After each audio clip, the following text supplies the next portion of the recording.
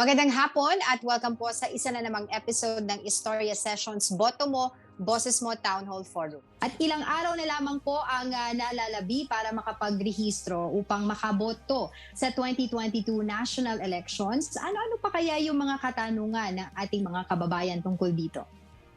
At upang makatulong po sa ating talakayan na yan, makakasama po natin ngayong hapon bilang resource speakers. Unahin ko na po mula sa Comelec, ang Director 3 from Education and Information Department. Magandang hapon po sa inyo, Atty. Elaiza Sabile-David.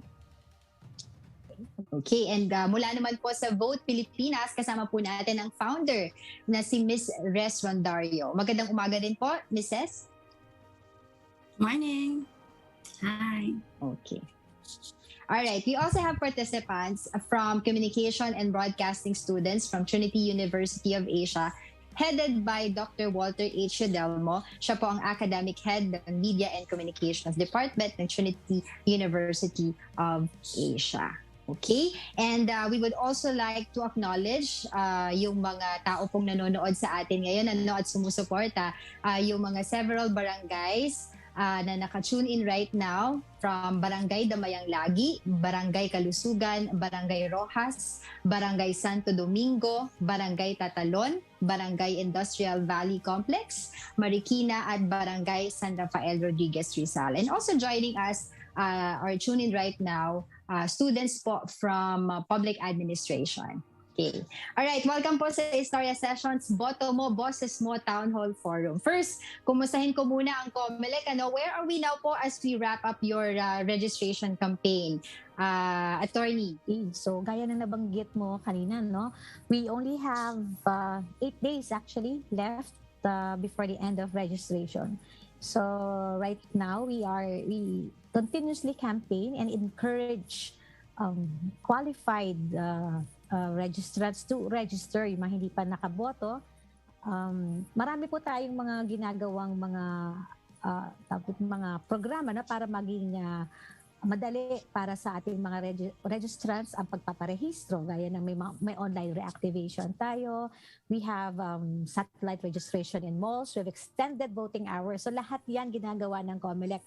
Hanggang sa last day para lang po ma-encourage pa rin at ma-imbita, ma-convince natin yung mga hindi pa nagpaparehistro para magparehistro na. Okay, tama po kayo dyan. And I have also a question for Mrs. Why do you think there is a need to encourage people to vote? At paano po kayo naging official partner ng Comelec?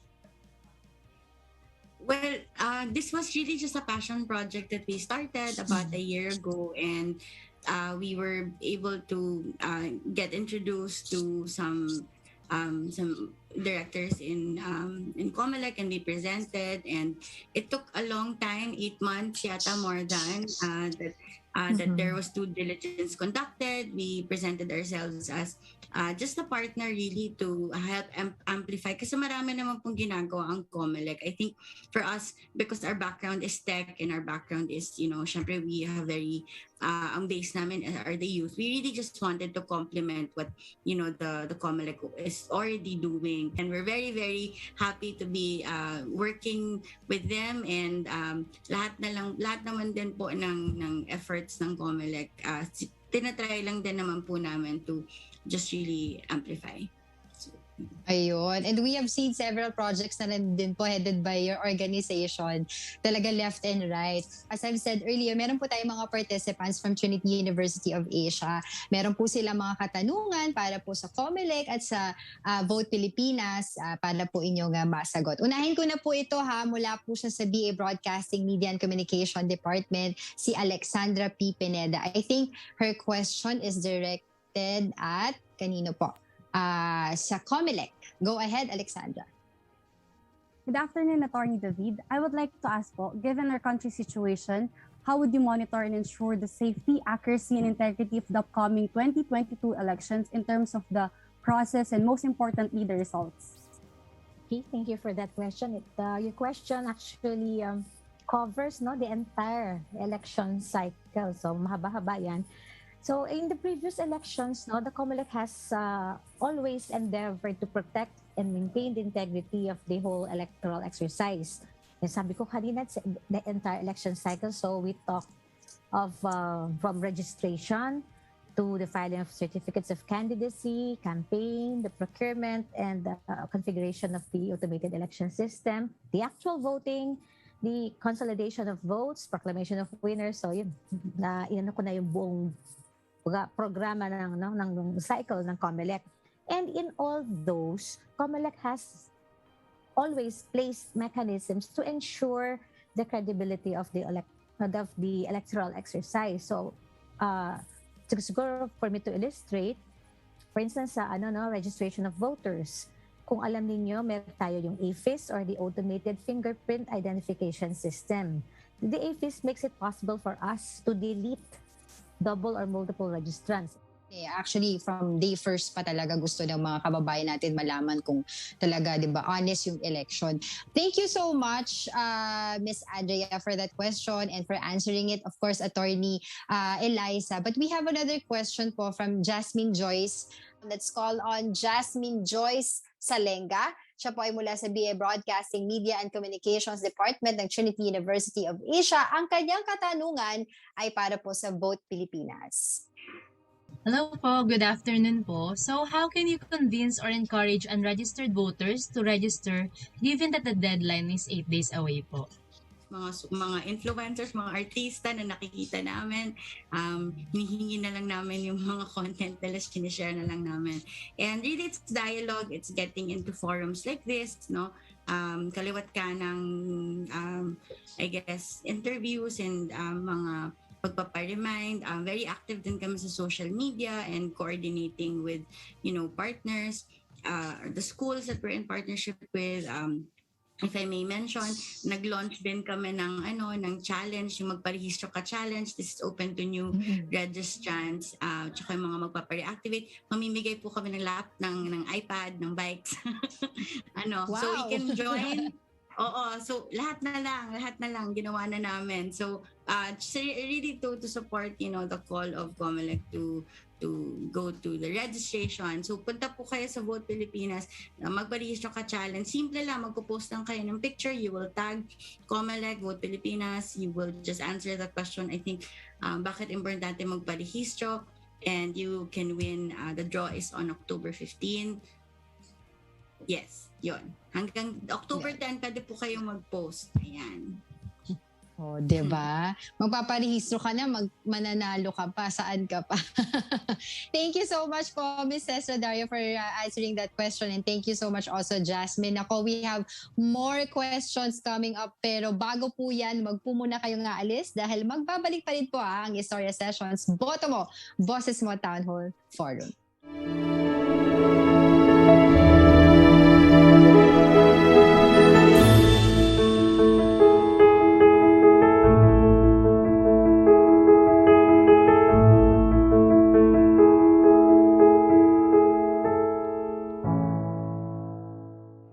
Welcome back to Istorya Sessions, Boto mo, Boses mo Town Hall Forum. Still with us today as resource speakers, Atty. Elaiza Sabile-David from Comelec and Ces Rondario, founder of Vote Pilipinas, and the participants from Trinity University of Asia headed by Dr. Walter H. Yudelmo. Now, moving on po dun sa ating mga questions, we have Russell. Yan, Russell Anthony P. Loreto. Siya po ay magtatanong para po sa ating kasama sa Vote Pilipinas, kay Ms. Ces Rondario. Go ahead, Russell. Okay. Good day, Ces Rondario. My question for you is, the pandemic has completely changed people's perspectives on going out. In the 2022 elections, do you think this will have an effect on voter turnout?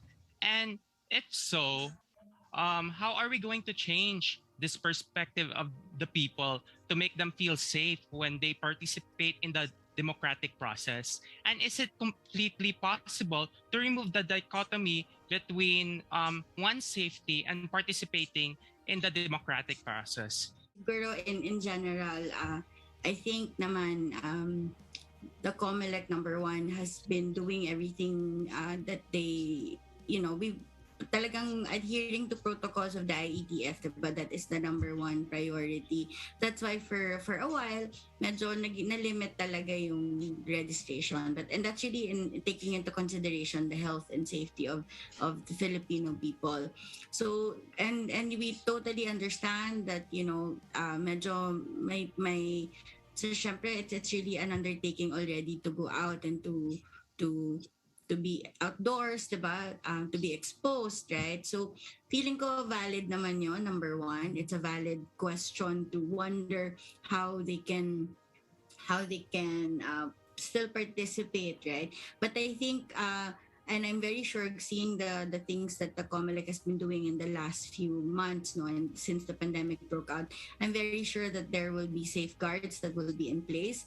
And I think also what will arm the people is really being able to communicate clearly to them the protocols ahead of time, the things that they are needing to adhere with, right? And I think naman as long as ma-communicate natin ahead of time yung mga dapat nilang gawin, I have hope and I have faith that the Filipino people will diba, parang also still fulfill their civic duty. Di naman mawawala yan. Parang not to say that we're not doing what we can, diba? Pero parang nasa sa atin din yun now how we're able to make sure that the election does happen, diba? So if we get vaccinated, number one, diba, that is the call of the government. Comelec also has been driving that message also na sana by 2022, diba, parang the majority of the population is vaccinated, diba? Hopefully that gives everybody more peace. Tapos ngayon, ang partners natin katulad ng Grab, diba, namimigay tayo ng mga promo codes para hindi na masyado mag-commute yung mga tao and we can limit the exposure. Hopefully that helps, in the effort of siguro putting people at ease. Yeah. But I'm very sure that and then months to come, the Comelec will come out in partnership and in collaboration with IETF with the guidelines. So I think for us, ang pinaka dapat natin gawin ay makinig and sumunod and mag-follow and to be also, ano ba tawag doon? Parang we also have to do our part, diba? So wag natin iasa lahat sa kanila kasi lahat, kasama naman tayo doon eh. Hindi naman din sila lang yung pwedeng mag-implement niyan. Nasa sa atin din yan. So, tama. Ayun, I agree. And we can also learn lessons from the recent plebiscite in Palawan, 'di ba? It can be done. Nagkaroon sila ng election doon during the pandemic last year and voters turnout was really great, high percentage yung sinasabi ng Comelec dyan. So I agree with what you've said, Ms. Ces. But we have another question po from Mary Ann Guazil. Ang kanyang question ay para naman po sa ating kinatawan sa Comelec, Attorney Elaiza. Go ahead, Mary Ann. Good day, Attorney David. I would like to ask po about what are your thoughts on vote buying and how can you assure that this election will not be affected by it po? Yeah, thank you, Mary Ann, again for that question. How we can assure or that there is no vote buying. Actually, mahirap pong magbigay, no? It's hard to give an assurance that there won't be any vote buying this forthcoming election. But I'm saying that not because we're not doing anything about it or we're tolerating it. Hindi, in fact, we don't. Vote buying, for Comelec, vote buying is even considered an election offense. And when we say it's election offense, violators that were apprehended are being sanctioned or may penalty po tayo doon. In fact, it is even 1 to 6 years imprisonment kasi nga it's considered an election offense. How can we eradicate it? Probably kung kami ay tutulungan din ng taong bayan. We need your help in eradicating vote buying, if not totally, at least mabawasan, di ba? Siguro ang magandang tulong that you could give is to not tolerate it. Also, not to proliferate vote buying by not accepting money from these candidates who engage in vote buying. Another thing is, kung meron po kayong nakitang nagva-violate, if there is a vote buying activity in your area, you could help by reporting it to the Comelec or also to our partner agencies, deputized agencies, PNP and AFP. Kasi sabi ko, we can only do so much, but with your help, probably we could all say that maybe the time will really come that we could assure ourselves that we won't have any vote buying during our elections. Sa tulong po ninyo. Talagang it's a two-way street, ika nga, it takes two to tango, sabi nga nila. But thank you so much again, Attorney Elaiza, for that, for answering the question, and also sa ating participant na si Mary Ann. And of course, again, huwag po muna kayong aalis dahil magbabalik pa rin po ang Boto Mo, Boses Mo, Istorya Sessions Town Hall Forum.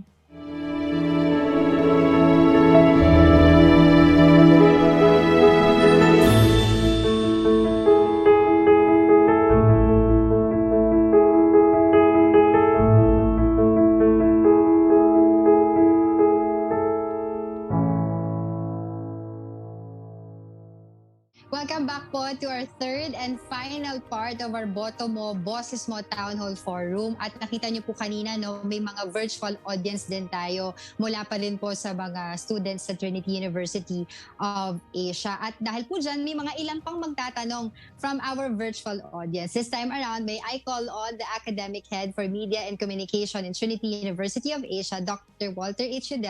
para po tawagin doon from our virtual audience side yung mga magtatanong. Doc Walter, go ahead, and kung meron din po kayong sariling tanong, take it away. Good afternoon sa ating mga audience na nanonood sa kanya-kanya mga bahay. Now, may question tayo dito mula kay Lance Gabriel Tolentino. Lance, your question please. Yes. Hello po. Good afternoon po. Yung question ko po is for Atty. David and Ma'am Ces. So, sa kasalukuyang progreso po ng pandemic dito sa bansa natin, paano po masisigurado ng gobyerno na kaya po nilang bantayan ng lahat para po bumoto given the fact or given the circumstances po na marami pa rin pong nasa ospital? Paano po to hindi magagamit sa pambanaya? So before we could actually vote, we need to be registered muna. We registered first. So because only registered voters could vote.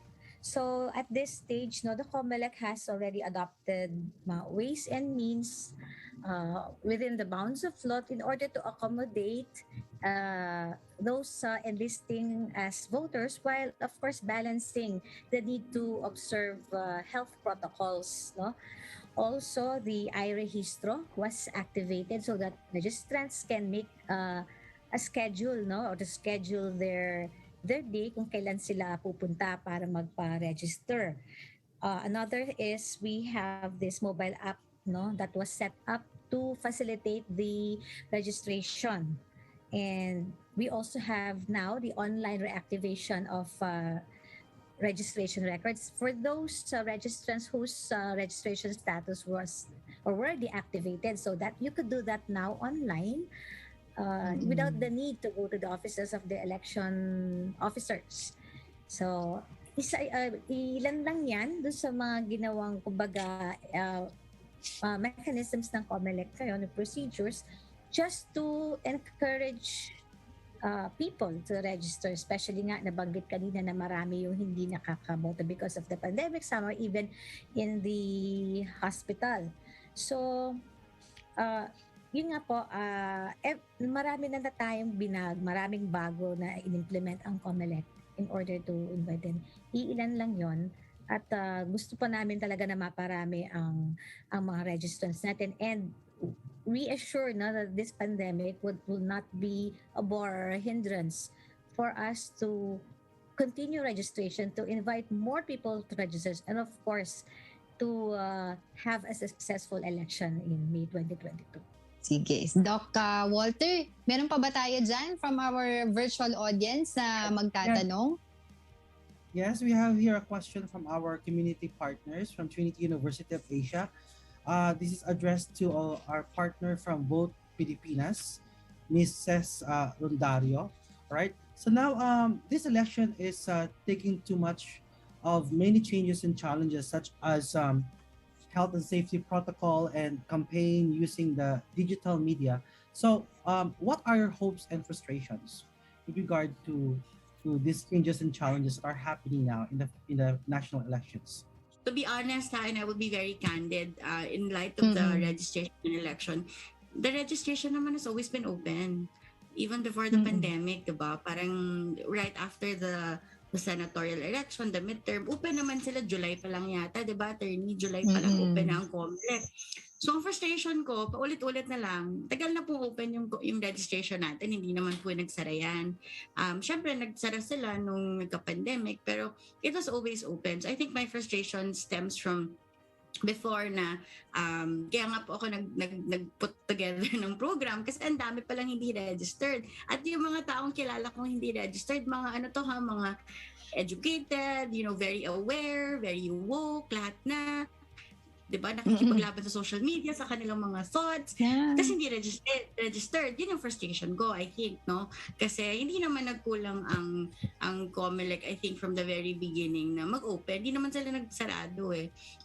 Now, coming into the pandemic, I think my frustration also stems from the fact na, syempre, dissemination is key, and because nga of the pandemic, meron pa rin medyo apprehensive na hindi mo rin sila masisi because nga syempre we're hoping na walang super spreader event, we're hoping na people are safe, frustrated lang na parang it hasn't parang dissipated such that people are a little bit more parang comfortable with the idea na we can all socially distance, ganyan, yun siguro. Pero I'm also very hopeful na, diba, 4 million ang target ng Comelec. Nasa 5, na tayo, more than 5 million na. So people have been showing up naman. Hindi naman tas yung clamor ngayon, parang everyday yata feeling yata nila, attorney, meron akong special line sa inyo na makakapag-register sila, magtawag sila sa akin. Wala po akong ganung power. Connector. All we can do is point you to the right satellite location. No? Wala po kaming special powers to to give VIP treatment or anything. So, grabe po yung overwhelming response ng mga tao na parang gusto nila mag-register, no? So, I think my hope is in that, and may 8 days na lang po tayo. Yes, ay totoo naman na talagang open naman lang registration since July, pero minsan kasi nananaig pa rin yung Filipino attitude natin na mamaya na, katapos nagka-cram na pag deadline na. But moving forward, I think, Doc Walter, meron pa tayong isa pang magtatanong, one last before we end this session. Yes, we have here a question from Kyle de la Fuente. Hi po. My question is for both Ma'am Rondario and Atty. David. The question is, it is already a given that more Filipinos are getting involved and are willing to register to vote. Di ba nga 5 million na? But time and time again, we see the same faces as candidates. Majority of these candidates running are the same politicians who failed the country amidst the pandemic.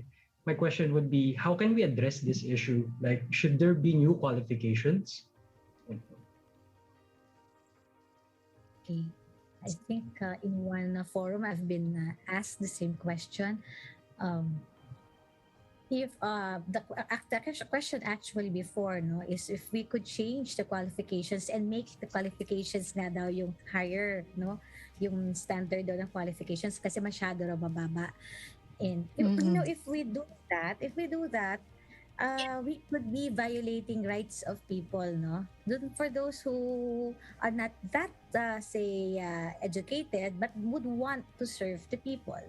Hindi naman din siguro sukatan lagi ang edukasyon dahil marami pang ibang pwedeng maging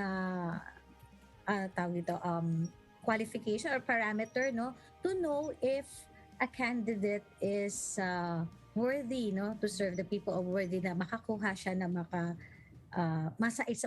sa posisyon siya. So, hindi lang siya education. That is a good suggestion. But then again, marami po tayo ng mga karapatan ng iba na matatamaan dyan. Ang naging magandang tugon dyan, if we are not, hindi ka convinced do sa qualification ng isang kandidato humahabol, then siguro yung pag-filter nila or to choose, no, yung kung yung standard mo is mataas, then nasa sayo yon. Ikaw na ang pumili. Ikaw na ang pumili kung sino ang iyong iboboto. Piliin mo yung kandidato that would suit your standards. Siguro, hindi lang naman isa ang kandidato marahil. Dahil marami namang humahabol hindi lang isa. So, sabi kaya ganito ang klase ng mga kandidato, napakababa. Pero I believe there are other candidates naman who would probably suit your standards. So, nasa botante na yan, no? If you find some candidates not qualified, then don't for them. Don't vote for them. Those who you find qualified, yun po ang iboto natin. Kasi sabi nyo nga, medyo mataas ang iyong standard, tuon ka. So, ikaw na ang maging matalinong voter. You assess them, you assess the candidates, know their platform, know their backgrounds. So, that will be na on your hands, no? If whether or not the candidate is qualified for you. Hindi. Ayun. Nako, wala na po tayong oras at napakagaling po ng ating mga estudyante sa pagsagot ng kanilang mga katanungan. Doc Walter, thank you so much. Meron po kayong message, goodbye message. Doc Walter? Ay tumutulong sa atin. Ang election na ito ay tutulong sa atin to define our national identity and national consciousness. So maraming salamat sa ating mga resource speakers at nagpapasalamat din kami sa UNTV News and Rescue for this opportunity.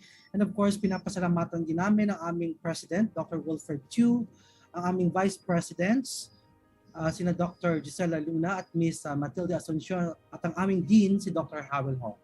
Angela, maraming salamat sa iyo. Ayan, thank you. And of course, syempre, hindi po magtatapos yung ating programa kung wala pong mensahe mula po sa Comelec at saka sa Vote Pilipinas. Unahin ko na po kay Ma'am Ces Rondario. We can expect na maingay po kami lalo, mangungulit kami. Ang advice nga namin sa lahat ng kausap namin, i-text lahat ng tao, diba? I-tag lahat sa Facebook ng pwede i-tag.